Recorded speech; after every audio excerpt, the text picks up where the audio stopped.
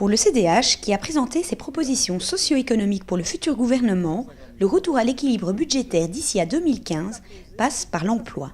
Quelqu'un qui est mis au travail, c'est quelqu'un qui fait tourner la machine Belgique et qui contribue à la croissance, et c'est quelqu'un pour qui il ne faut plus payer un revenu de remplacement.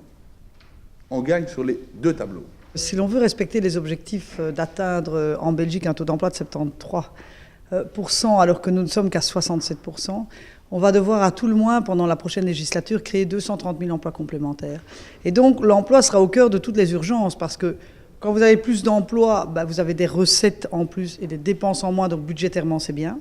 Non seulement ça permet de renforcer la compétitivité de notre économie, de lutter évidemment contre la précarité en mettant des gens au travail, et en même temps ça permet de soutenir le système de pension. Et pour rendre le travail plus attractif tant pour l'employeur que pour le travailleur, le CDH propose 2 mesures.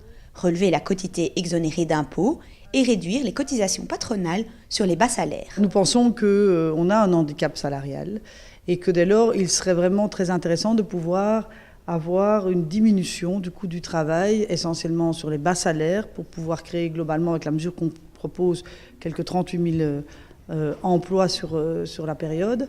Et ça permettra en même temps de renforcer la compétitivité des entreprises par rapport à nos pays voisins. La seconde priorité du CDH, c'est de mettre en place un pacte social et intergénérationnel pour mieux répondre au vieillissement de la population. C'est vraiment important non seulement d'augmenter le niveau minimum des pensions, de les amener au moins à 1 150 € par mois, mais c'est aussi capital de pouvoir corriger toutes les injustices qui se sont créées au fur et à mesure du temps.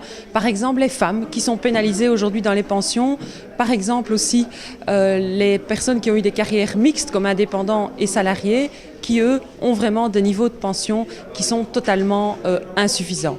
C'est un thème qui pour nous est prioritaire, sur lequel les constats ont été maintenant établis de longue date. Et ce que nous voulons aujourd'hui, c'est avancer, décider, réformer les pensions et surtout assurer un niveau de vie décent à l'ensemble des pensionnés.